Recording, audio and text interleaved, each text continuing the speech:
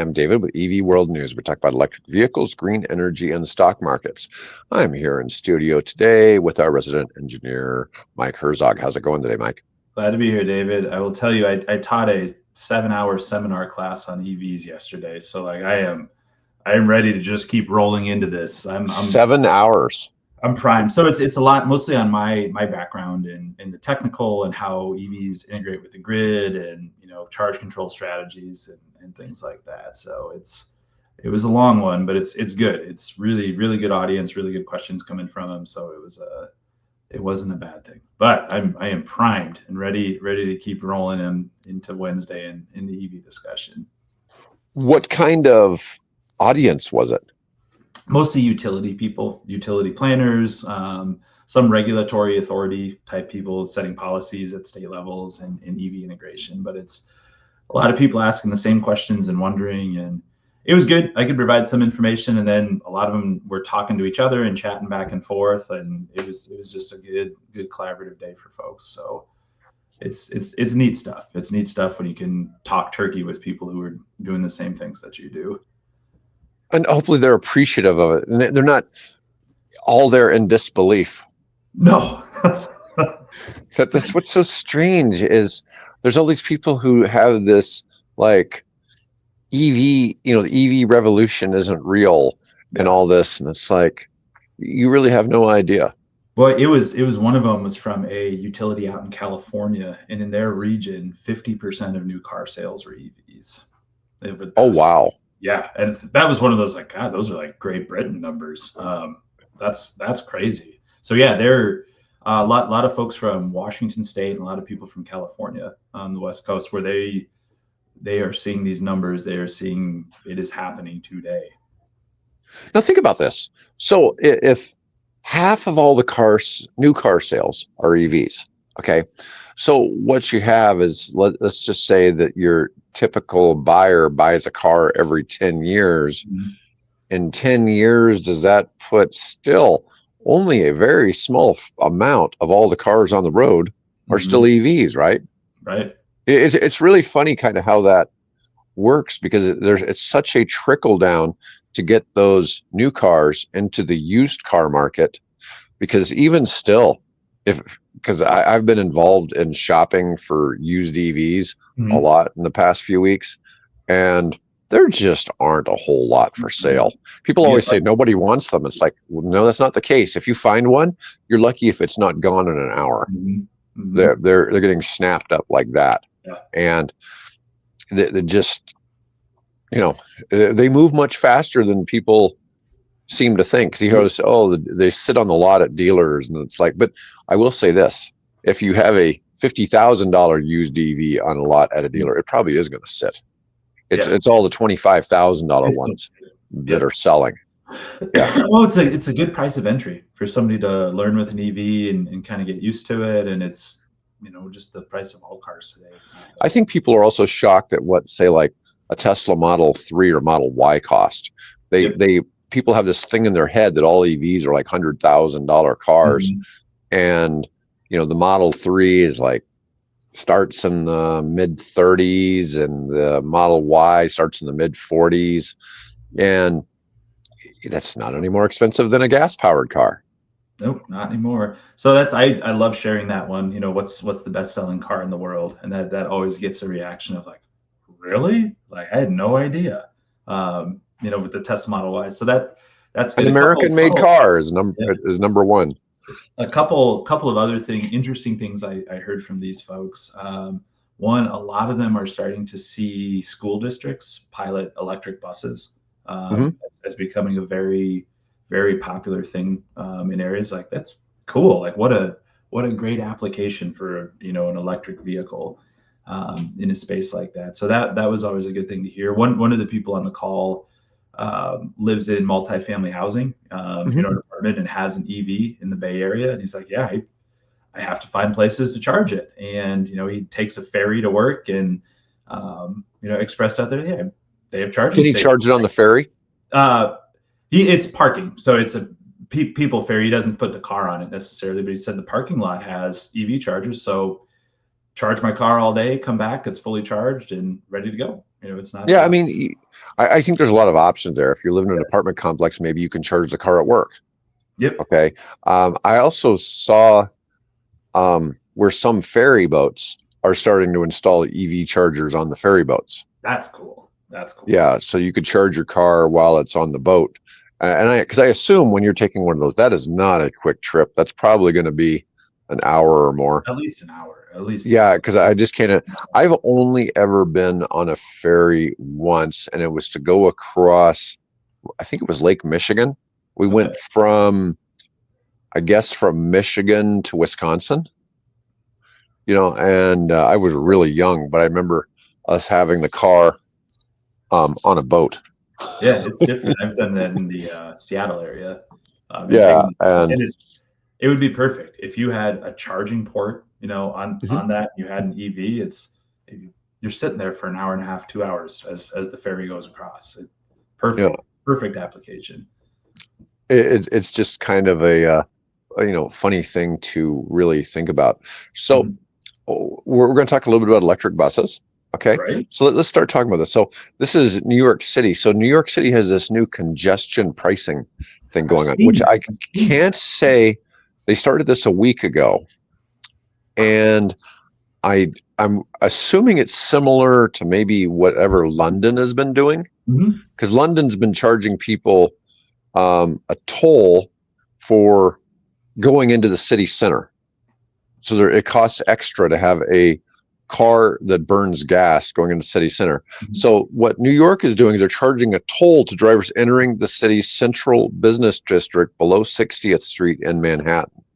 All vehicles driving below 60th Street are charged unless you stick to the FDR and West Side Highway or go straight from those roadways into the Hugh Carey Tunnel. All of those are considered to be outside the congestion pricing zone. But the minute you turn onto a local street, you get charged.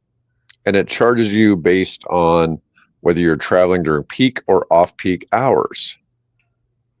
The peak fee costs Easy Pass drivers $9 or $13.50 if you pay via tolls by mail. Jeez. That seems, the fee rises to $1.50 for passengers and app-based vehicles like Uber and Lyft. Passengers in taxis, green cabs, and black cars will be charged 75 cents no matter what the time of day.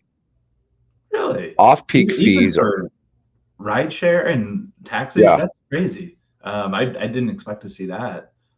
Yeah. Off-peak fees would be $2.25 or $3.30 if you're using tolls by mail. These costs are higher for most commercial vehicles. Man, I mean, you're talking about spending hundreds of dollars a month. Well, it's if you lived there. Yeah, it's one of those. I mean, I know it's not if it's the business district area, so it's not a lot of residential. But what I guess so their proposed alternative is public transit. I guess take the subway. Buses, subways, and as a result of this, the Metro Transit Authority has announced the purchase of 200 new buses, and I believe these are all EV buses. Transit is what makes New York the greenest city. These new buses, along with the infrastructure upgrades to bus depots, mean New Yorkers will soon be breathing cleaner air. Let's see. Its new fully electric bus fleet will help eliminate carbon emissions associated with diesel fuel exhaust and allow for cleaner air for city residents. Now, I think, and this is one of the reasons why I think you see such high EV adoption in Europe and China and stuff like that, and maybe also why, I realize there's incentives. Okay, in a lot of these places, there's incentives in California. But if you think about it, if you're in one of these cities where the smog's real bad and air pollution's really bad, it really makes a lot of sense to drive an EV. I don't care what you think about climate change or any of that other stuff. I mean, just air pollution alone. When you can see it, when the sun is blocked out from pollution and smog and everything, it's much more visceral, much more tangible to the experience. Yeah. I mean, you and I have discussed some of this. I mean, I'm all for protecting the planet and all that, but at the same time, I live in the United States. Okay, we're a rich country. The poorest people in our country live much better than people in much of the world, and it's not right to tell people that, where we've gone through a couple hundred years of industrialization, using coal and gas and all of Using these things, cheap, that abundant, they available can't do the resources. same thing, right? It's a tough argument to make. It's a tough Yeah, but when you start talking air pollution, it's a argument. lot easier sell. Right now, what's interesting is, like in Africa, they probably don't have the same air pollution problems because they don't have all the traffic, right? Yeah. But then you get into some Asian cities where the populations are just ridiculous. And I'm sure places like Lagos and Yeah. Nigeria probably have ridiculous Oh, air pollution I'm too. sure the population hubs are rough spots for pollution and traffic and congestion and all of those things. I am the mega cities around the world. They're not even mega cities anymore. It's the population's insane. Because what, like New York City's number 44 in the world now or something Is that like that? all?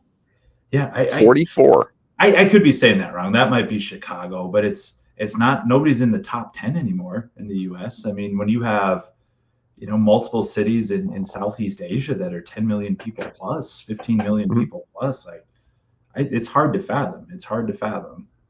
Yeah, I mean, when you look at, we live in Omaha. Mm-hmm. Okay, our whole metro area is super spread out, and I think there's like 900,000 people and that's counting people in Iowa. Mm-hmm. That live in Council Bluffs and all of the suburbs going west. I mean, if you think about it, our city blocks don't really quite translate to a tenth of a mile like they're supposed to. But you think about it, if you could go Mm-hmm. from like negative 30 streets over into Iowa all the way to 210th, let's just say. So you've got about 240 blocks, and it's over 20 miles east to west across Omaha, and you've got a metro population of only 900,000. I mean, that's not very dense by big city standards. Okay, I was wrong. I just Googled it, and for what it's worth, it's on Wikipedia. New York's number 11. Number 11. 11. We I think just I was dropped thinking out. Chicago's 39. I was thinking Chicago was way down there now, but it's Japan. And what's Chicago? The third Tokyo, largest city in the United Delhi. States? Say that again. Chicago is like the third largest, probably in the United States, behind LA and New York. New York and LA. Yeah. I mean, I think after that, I think it's Houston or Dallas. Houston, probably. Yeah, Houston and Dallas. Yeah. It's interesting kind of to see where some of those numbers fall. U.S. city populations, I look a lot at different populations because, just for tennis, we're in an area called the Missouri Valley, and it's like 5 states, but we have St. Louis and Kansas City in there. Yeah. And St. Louis, the population of just that metro is twice the size of Nebraska, the whole state. Yeah. Yeah. And Kansas City's I think we're 1.8 million in the whole state, That sounds about of right. which half of those live in the Omaha metro. But the St. Louis metro is about 3.6 million. Mm-hmm. So it's about 4 times the size of Omaha. And, it's like, it's hard to fathom, but you go to St. Louis and it's like, man, the city kind of goes on forever. Yeah. Just keep going and yeah. Yeah. And it's spread out too, but not spread out quite like Omaha is. Yeah. Kansas City's notably spread out. Yes. I know there was at one time it was, when you look at it from like a landmass, there's some quirky statistic like Juneau, Alaska, is technically the biggest city, one of those, but I'd always heard it was Los Angeles is just insanely large, the metro area. And then Kansas City's right up there because I think Jacksonville, Florida, as the actual, just the city limits itself of Jacksonville without the suburbs, may be the largest geographic city in America.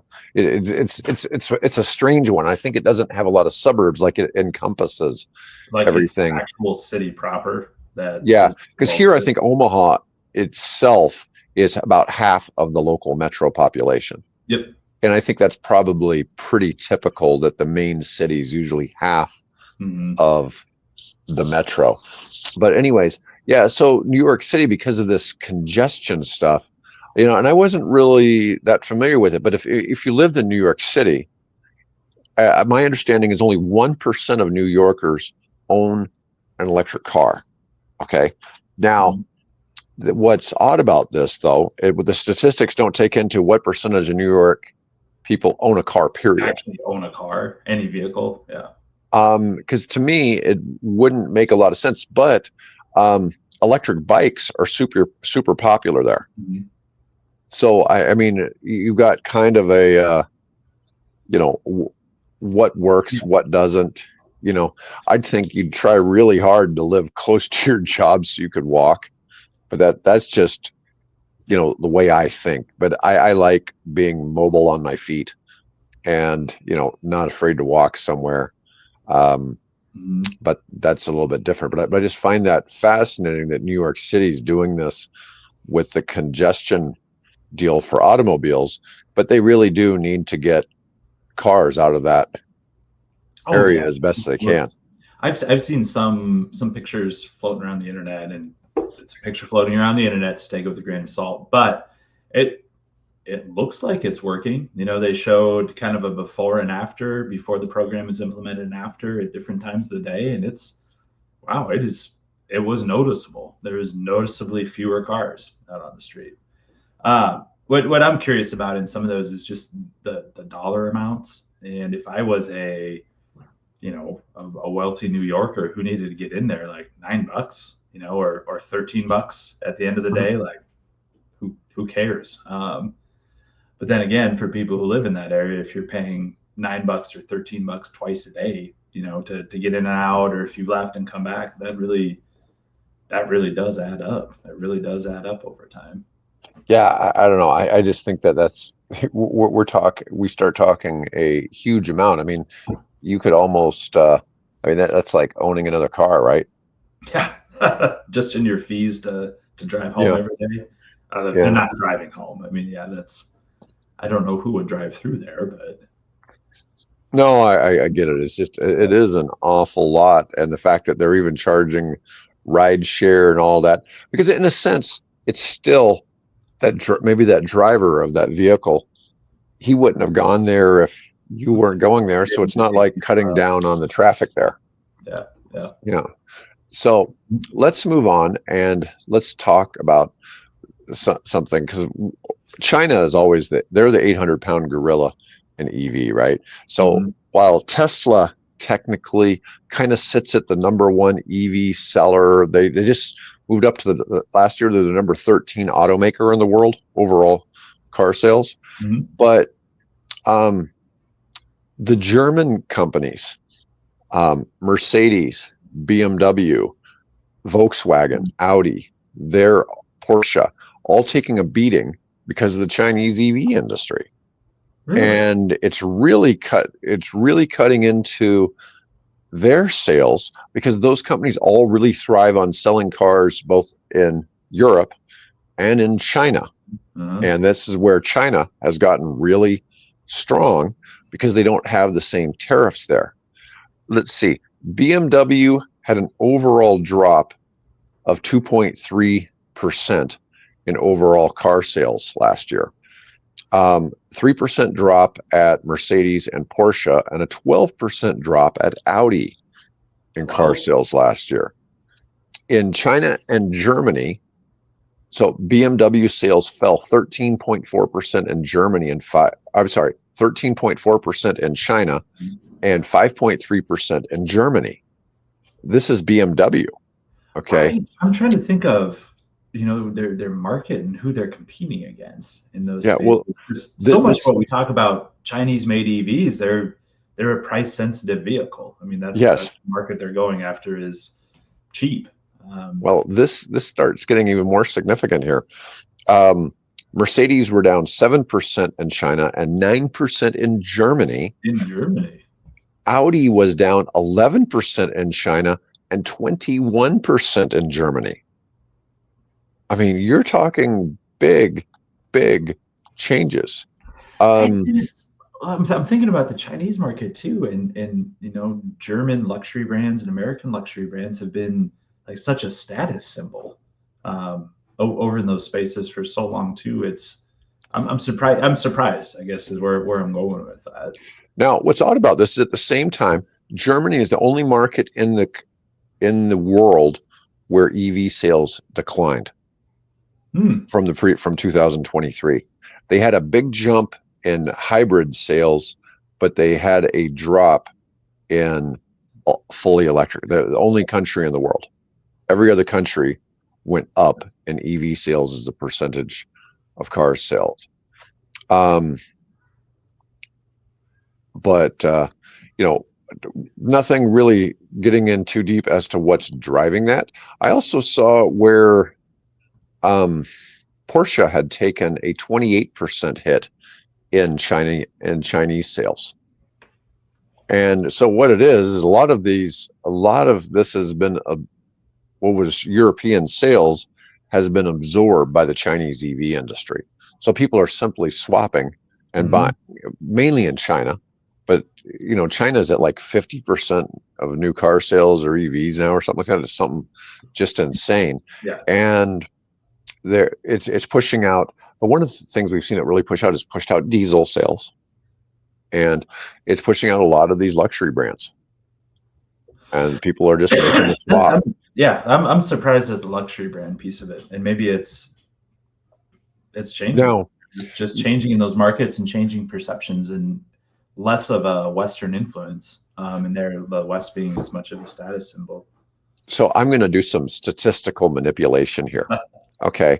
Because it's really easy to sell everything from a different point of view. So for 2024, U.S. electric vehicle sales jumped 15.2% from the year before. Big numbers. Sounds big, right? Yeah. Right. But in reality, sales went from like 7.3% to like 8.1% or something. I mean, it's like that's not when you express it a different way. The statistics aren't as impressive, right? But it was 1.3 million battery electric vehicles sold in 2024. And so that's a pretty decent sized jump. And it's funny because automakers that had an increase from the previous year, and I'm going to show a chart here because everybody loves charts. And let's see here. So these are the companies that their volume went up or down. So Tesla went down the most in domestic units sold. What's interesting is Tesla's profits didn't go down, just total units sold, but Volkswagen sold less. Now, these are electric vehicles sold. Now, I'd imagine that new Volkswagen Buzz that's coming out, I bet we start seeing a lot of those around. Yeah. That electric mini, the old Volkswagen bus. The old hippie van. Yeah. Yeah. Mercedes went down quite a few units. Geely went down quite a few units. Now, you know what? This looks like worldwide sales for some of these groups, because Geely, while they do own Volvo, that's kind of an interesting drop because this also listed Tata, and Tata doesn't sell in the United States. So some of these, it's the U.S., China, and Europe. Okay, so three biggest markets. But what's interesting, it doesn't show like BYD and a couple of others. So it doesn't show any Chinese manufacturers other than Geely. So anyways, we'll just kind of show this. Honda was up 40,000 units. Ford was up almost 40,000 units, 38,000. Well, I mean, Honda's going from no models to a couple of models. It's right? one. It's one. It's that Prologue. The Prologue. So, I mean, it looks great statistically. Like, look at this giant. But when you're going from nothing to that, I hope you're selling some of those vehicles. Yeah, this Rivian one's kind of interesting, saying that their sales are up 1,700 units. So Rivian doesn't really break its units down because they have 3 products. They have the So all of R1S, that the is the R1T, same. and they have the Amazon van. Okay. And they don't really break down which is which. And the van doesn't count in these statistics. So somebody had to kind of extrapolate what they think that number was. Because they don't know, because Rivian doesn't exactly, and Tesla is kind of the same way. Tesla publishes their worldwide sales. They don't publish their EV or US only sales. So some of this, got to take this with a little grain of salt. Here's this big category, other. But Toyota sold 13,000 more electric vehicles. I mean, we don't even hear of Toyota selling battery electric vehicles. So they're selling something else somewhere. What's interesting? You look back 10 years ago, Toyota actually had an electric RAV4. Could you imagine how well that car would be selling now if there was an electric RAV4? I remember that.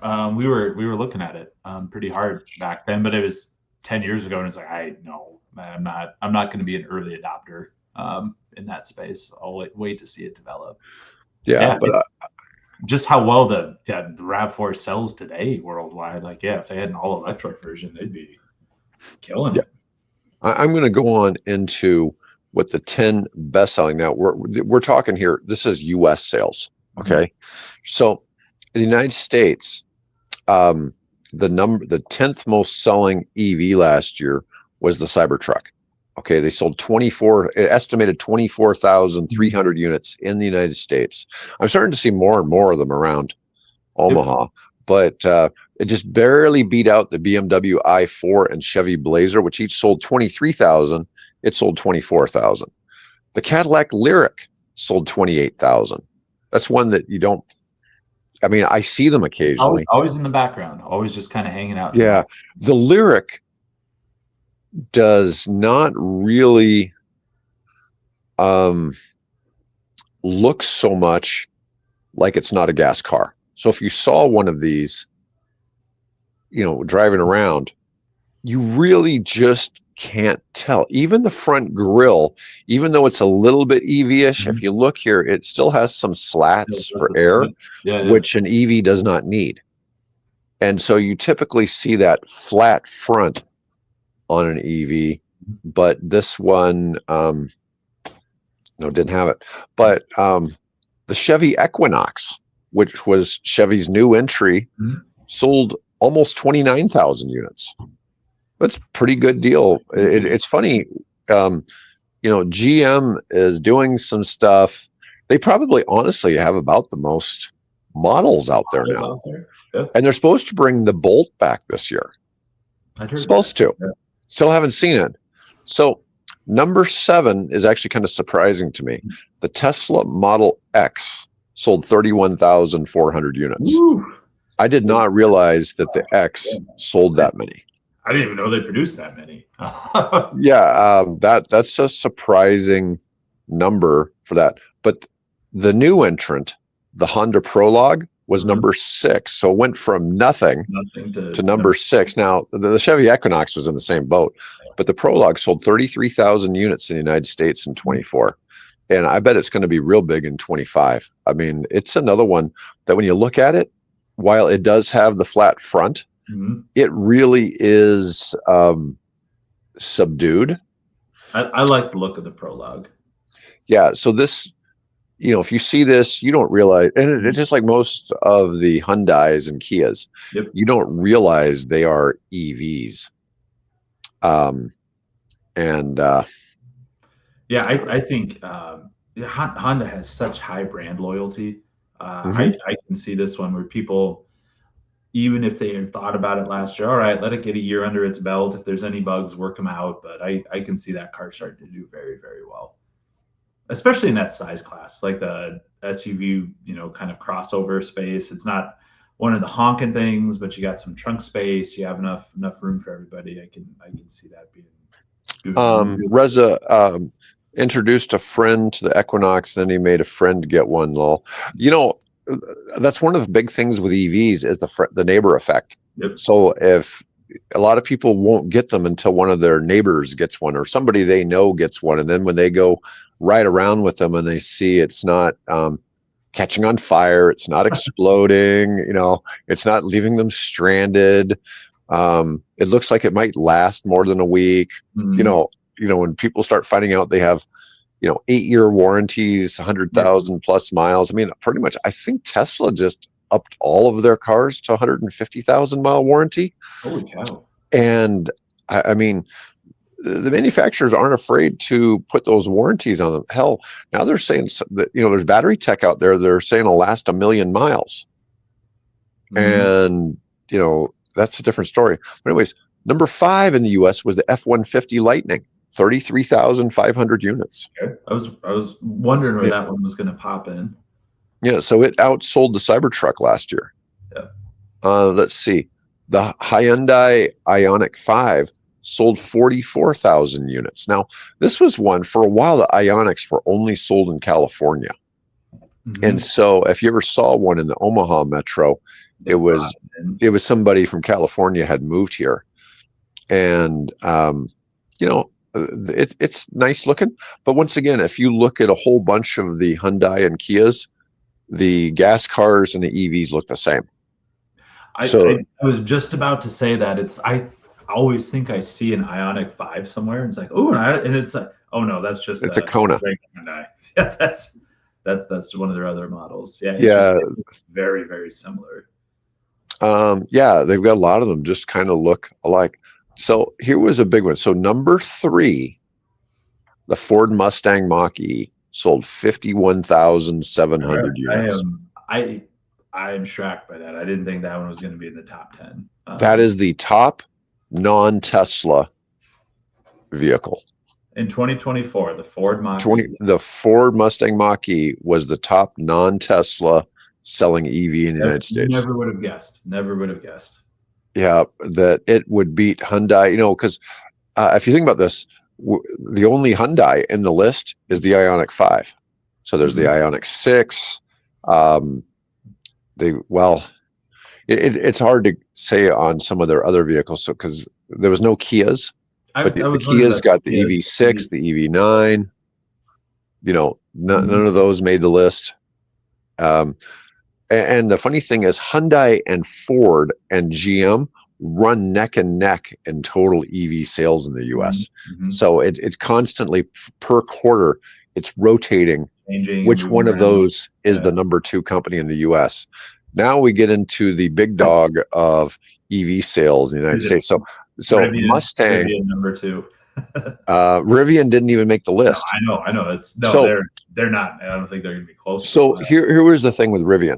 So Rivian sold about 40,000 consumer models last year between the R1S and the R1T, but they didn't say which sold more. I would assume the R1S sold more, but they're saying that they each probably sold about 20,000, and that wasn't enough to even be in the top 12 at 20,000, which is good for the industry. It just shows that there's starting to be some, we've gone from like 1 or 2, 3 EVs available across all companies to now, not only we have a top 10. You have an actual top 10 list, and you could do a top 20 list, I'm sure. Yeah, you could do a top 20 list. Yeah, because there's all kinds of models. I think we have like 40 plus models. Yeah. And the across brands is just going to keep taking off year after year after year. Yeah. So the Tesla Model 3 is number 2, and this is an estimate at 145,100 units. So I mean, it's not even close between the 50, so 51,000. They tripled, or almost tripled. Yeah, you could, almost add up the rest of the top 10 list, and it didn't match that sale. Yeah. Well, especially when we get to the next one. When the number 1 is also the Model Y. Number 1 is the Tesla Model Y at 405,900. 405,000. Yes. Holy now, smokes. Worldwide, they sold something like 990,000 of these. Okay, so about 45% of all the ones they sold were sold in the U.S. 40% or 40% anyways, 41%, something like that. What's interesting is a lot of people don't know how to tell a Model Y and a Model X apart. And there's only one way I know how to do it. So when you're looking at this picture here, you see a door handle here at the back of the door, and the other one has one at the back of the door. If they're side by side, if you move that door handle up, it's a Model X. It's a Model X. If it's got a door handle in a normal spot on the back, it's a Model Y. Otherwise, I cannot tell. That is the only way I can tell the difference. There is a difference in size. The X is larger, and sometimes they have a spoiler back here. It'd be hard to tell. They're just really hard to tell which is which is probably part of why it is what it is. Selling so well. Yeah. Doug DeMuro was on some finance show I was watching, and they asked him what would be, for somebody just needing a typical commuter car or whatever, that would be cheap to own long term and would be, wouldn't be a poor decision. His first thought was Model Y. Yeah. And he said after that, maybe RAV4. I think if you bought a Model Y, you would not be disappointed, is the impression I would get from the price point, its performance, how it runs, just everything is so. I think most people would be pretty happy with that purchase for an EV. Tesla is the IBM of the EV world. You're an engineer. What was the expression? Nobody ever got fired for buying IBM. Yeah.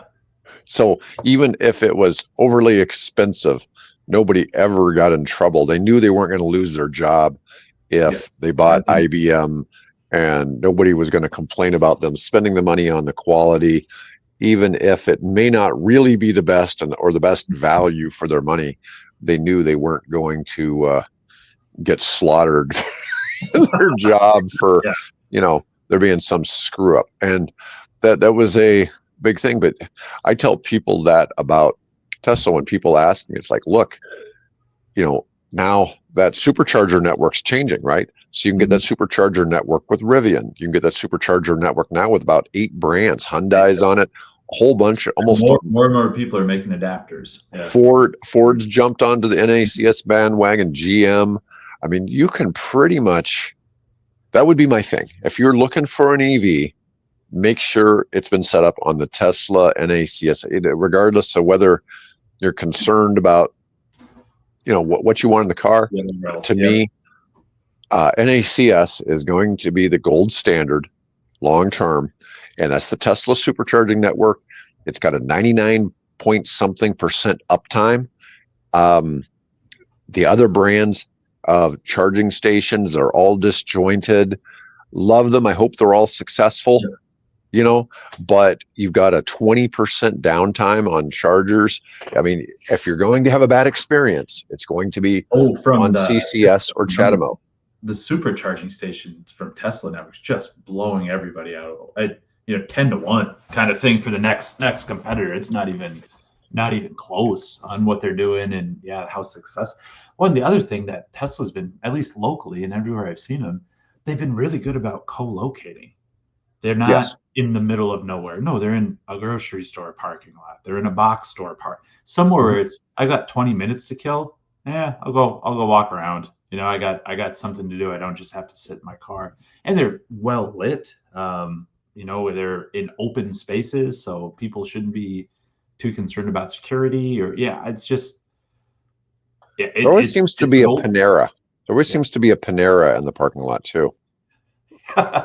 I guess maybe that fits in with who they think the target market is for Tesla. I mean, it's one of those. It's co-located with something where people have something to do. Now, going back to the top 10 list, I'm excited to see that for 2025 as like the Volvo EX30 comes in, because that's going to be huge. So well in Europe, and I think that's another company that has brand loyalty in that. Volvo drivers have been waiting. That little mid-sized SUV waiting for that replacement as this one comes out. I think that's one that's going to attract new people to Volvo.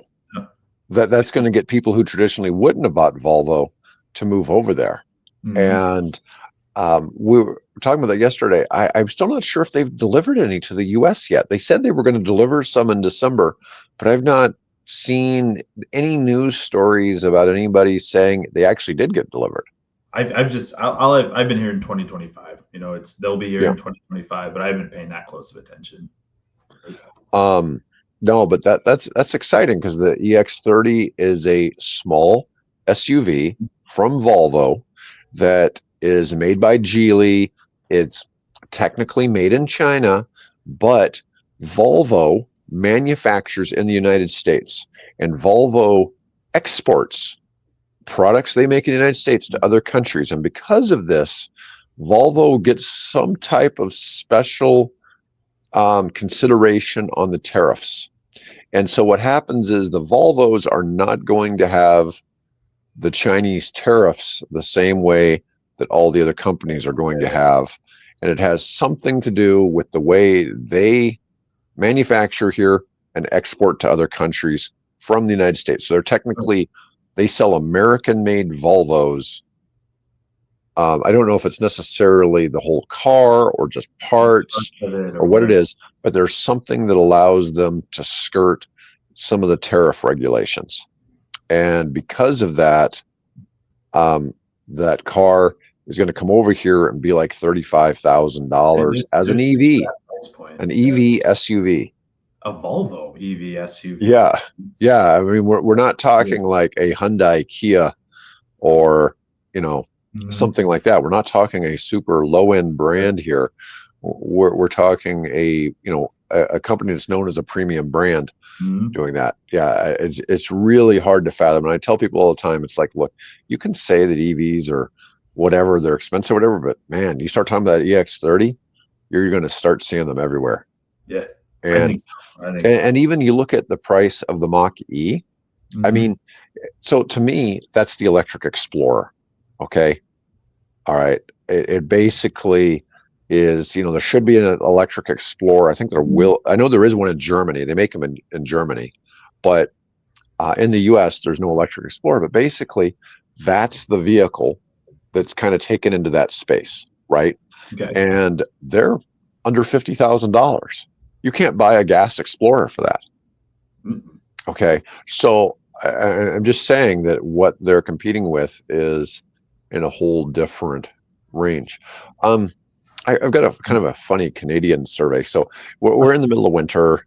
We always, God, I couldn't tell you. It's proven that EVs don't work in the cold. And it's like, it is?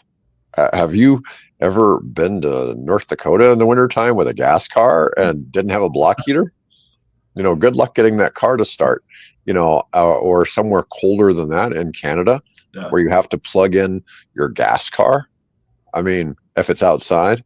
Yeah. I remember my first year of college, I went to school in Houston, Texas, and I had my North Dakota car, and it had the plug hanging out from the front. And people in Texas were constantly telling me that something had come and plugged in my car, but nobody knew what it was, why I had a plug on the front of the car. And, it's like, it's cold back home. Yeah, it gets cold, and, you have to plug the car. The funny thing was my car had difficulty starting in the heat. Occasionally in Texas, it seemed like it was too hot for the car to start. It was conditioned. It had been conditioned. It's blooded, thinned out, or whatever. Anyways, so in Canada, it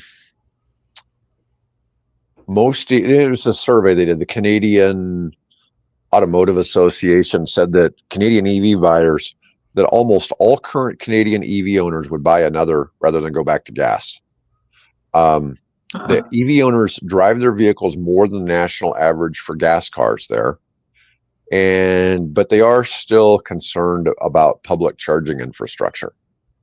And so it wasn't a lot of topics, but they did survey 16,000 EV owners. 9 out of 10 are likely to buy another EV. 82% they're highly likely to buy another. Only 3% said they were willing to consider going back to something that requires gas or diesel. Only 3% were willing to go back. But slightly more than half also own a petroleum-powered vehicle. But 96% of those consider the EV to be their primary vehicle. Yeah. So, I mean, that's my house. I drive an EV, and my wife drives a SUV, an old Highlander, and it's EV is absolutely the primary vehicle. That use that space. It's if we need to run, if we're going out to dinner or whatever. All right, let's take that. It just makes more sense going about town. But then we have the backup for. All right, we're going to Colorado. We're taking the family road trip. Everybody pile in the gas car. So in houses where you do have multi-vehicle household, I think that's a pretty functional model out there. Yeah. Of you got a day-to-day EV, but then you have the gas car backup. Now, across all Canadian drivers, whether they own an EV or not, 49% said they were likely to buy a plug-in electric vehicle, including plug-in hybrids, for their next vehicle. Okay. But this is the thing that they're once again, their main issue is once again, what is the charging infrastructure? And this is once again why I'm saying get one that's in the NACS network, which is the Tesla network. If it's not, you may have challenges. It is, and it's just the vastness of Canada. Now, granted, like so much of the population lives within 50 miles of the U.S. border. So as long as you're staying that close in all of your major cities, your Vancouvers, Ottawas, Winnipegs, Toronto, everybody's right on the border right there. Montreal isn't too far away. It should be okay. But we think we've got remote parts of the United States, remote parts of right. the US. It's very different up there in some places where it's infrastructure's any type of infrastructure is few and far between. Farther north you go. No, I get it. I've mentioned on here before that my son has been shopping for either a Bolt or a Leaf, and every time he goes and he finds a used one for sale, you have to do a little checking because apparently, if somebody has previously gotten the used EV credit on that vehicle, it's no longer eligible for the EV credit. Oh, I didn't know that. So if you bought one and then it got repoed or you went and traded it in on something else, it's not eligible. Yeah, so it's a challenge going through all the EV shopping check because we don't have them locally. So you have to get something brought in, and then depending on where you're bringing the car from, the transportation cost can be as high as $2,000 to truck the vehicle through like Carvana or somebody like that, depending on where it's coming from. They range. Oh, and that doesn't even get it to Omaha. That only gets it to Kansas City. Yeah. And it's really a pain logistically. And almost every time he finds one that seems to fit his criteria, when he calls, it's already sold. Yeah. And so it's been really frustrating.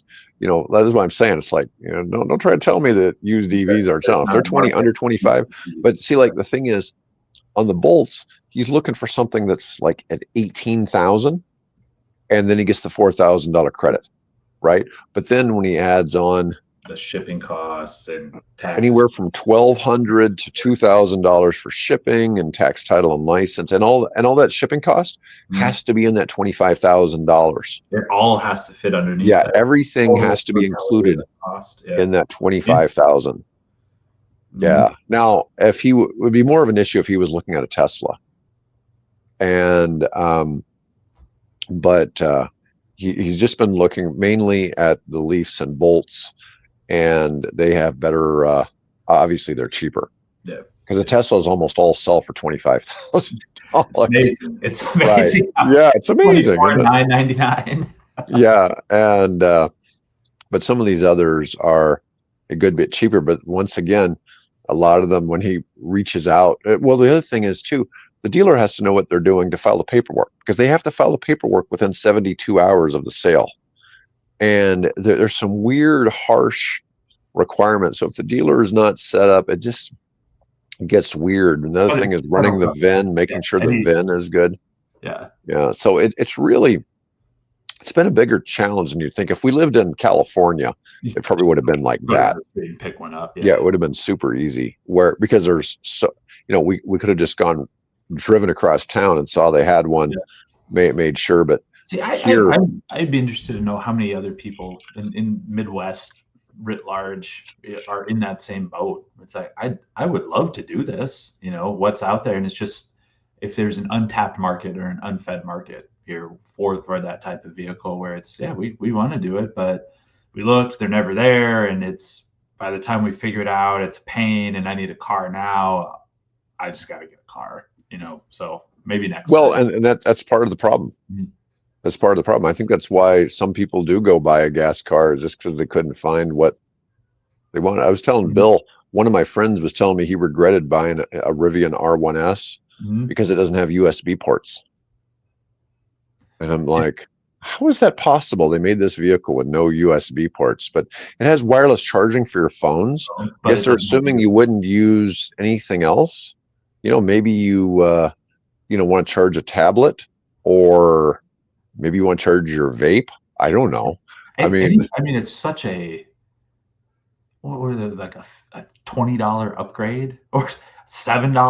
All right, just stick a USB in there. It gets all electric, DC electric anyway. Yeah, little tiny things like that. That's always surprising.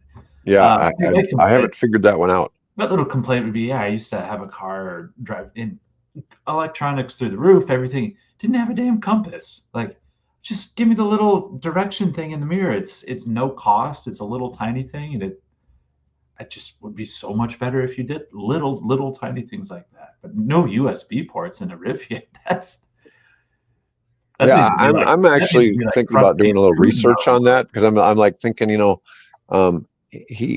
this guy is a cattle rancher over in Iowa, Uh-huh. and I'm sitting wondering, it's like maybe he just doesn't know how to find it.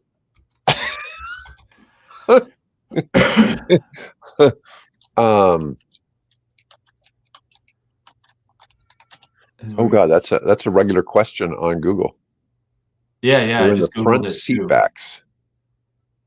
So it says, yes, Rivian vehicles R1T and R1S have USB ports, specifically USB-C, located in the center console area where you can charge your phone and other devices using a USB cable.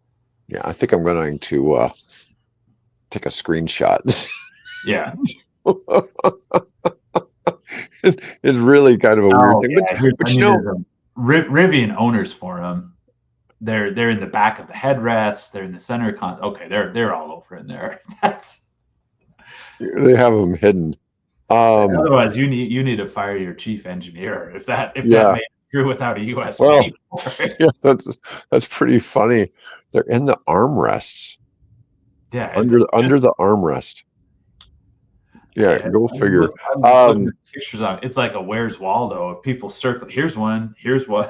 So Yeah. they're all over the place. They're all Hey, over. to be fair, he's from Australia and probably just doesn't know where to look. Um, you know, um, that that's actually pretty funny. Um, anyways, um, yeah, go figure. Because Looks like a it's funny, because when I sweet talk to like Amazon building. drivers that drive the Rivian vans, they absolutely love the damn things. I mean, Mhm. I've had, I think, of course, doesn't mean they can afford to buy a Rivian, but they're like, considering at least maybe getting the R2 when it comes out, Mhm. because they like driving the van so much. And it's like, that's, kind of an interesting thought on the whole thing, because you figure there's a lot of people driving those vans, Yeah. Oh yeah. Yeah. They're all you know. over. And that's Anyways, popping up. um, so you taught for 7 hours yesterday. Yeah. Anything enlightening that you thought was like eye-opening for people? Oh, so a lot of it. It's very technical, but I'd like to spend a lot of time talking about stuff that we talk about. The Hmm. market, and especially China. I think that is always surprising to people, of seeing the foreign markets and just how much they're dominating that space, and kind of that background. Here's why the outgoing administration put 100% tariff on these vehicles, because if they came here at that price, they would clean up. They would absolutely clean house, in the United States. So Well, I showed you what kind of damage they're doing yeah, to the in to the Europe, German car makers. yeah, and that that is why we have those tariffs in place. So those make sense. Um, On the Another one flip I side, it read, really hurts our EV transition in the United States yeah. if people can't get these, inexpensive vehicles. And I wonder, it's like when they become used cars, where do the tariffs play if then you import a 5-year-old BYD? Mhm. It's like, well, where does some of that play out when it's not a new vehicle anymore? It'd be Yeah. interesting to see where that. No one every time I talk to people, and it's curious, we've talked about it before it comes up, icebreaker question like, "Hey, do you own an EV?" And yeah, a fair amount higher than, the average population. Yep, I have no EV, I use it, I run, that's great. But other people said, "No, I've looked at it, but I'd really like a plug-in hybrid option. I think that makes sense. I'd like to try it." And I hear that from so many people. Like, yeah, I might be interested in like a plug-in hybrid if that's out there. And there's so few comparatively to all electric out there. It's just few models. People aren't really going down that route and looking at it. It's just, I wonder if we're missing the boat on some of those as a stepping stone to get in. Now I understand I manufacturing think it's a perception. So here's the thing: lines. you and I and Bill have spent so much time looking at the space. We understand why just go to the battery electric vehicle. Okay, but by the same token, I wouldn't recommend somebody who is ever going to travel in that EV to buy a non-NACS one. Okay. Mhm. But I've even, like, if you live in an apartment complex, the plug-in hybrid still doesn't really solve issues for you, right? And Mhm. so you really have to have some access to charging at home to really make the smooth transition. If you have access to charging at home, there's no reason to have a plug-in hybrid. No, by the EV. Yeah, by the Yeah, so I mean, it is. I've seen some pretty good arguments from the manufacturers why they're not doing a lot of plug-in hybrids, but it's really, you get people who think that plug-in hybrid is the way, and it I kind of thought that at one time too, but the more and more I've done, the show and worked with Bill, and I see the data and I see how good charging networks can be if you know what you're doing. Um, it's kind of a transition. But even like helping my son out with buying a vehicle, I look at the CHAdeMO and CCS network between Kansas City and here, and I'm like, man, it looks kind of questionable because yeah, the only thanks. place between here and Kansas City is St. Joseph, and there Mhm. aren't really a lot of locations in St. Joseph, so it's not one of those situations where if they don't work, you have other options. This is kind of what that guy who bought the Canadian guy who bought the Ford Lightning in Canada and decided he was going to drive down into the States through Minnesota, and he needed to charge, and his very first stop in Minnesota, the charging stations didn't work. Yeah, that's But he rough. was on CCS. Yeah. The Ford The Ford Lightning is on network. CCS, and now you get adapters for the damn things, and Yeah, they can all charge on the Tesla network, yeah, and that's yeah, a yeah. whole different ball game. Maybe that's that data point we need on that. If you bought a plug-in hybrid, do a post reviews that should have just gone all electric. If that's the feedback of like, yeah, I wish I would have just bought an all electric vehicle. Looking back on it, but it's just curious. I always hear people, well, maybe a plug-in hybrid, maybe something like that. And look, so I don't They know. really just don't get it. There's if they either get it or they don't. You know what I Mhm. mean? And they just don't. Uh, Anyways, all right. Well, that's all we got for today, Mike. I guess I'll see you next week. I'll be back Yep. with See you Bill next Wednesday. tomorrow. Folks, Have a I great week. appreciate y'all tuning in. And otherwise, have a great week.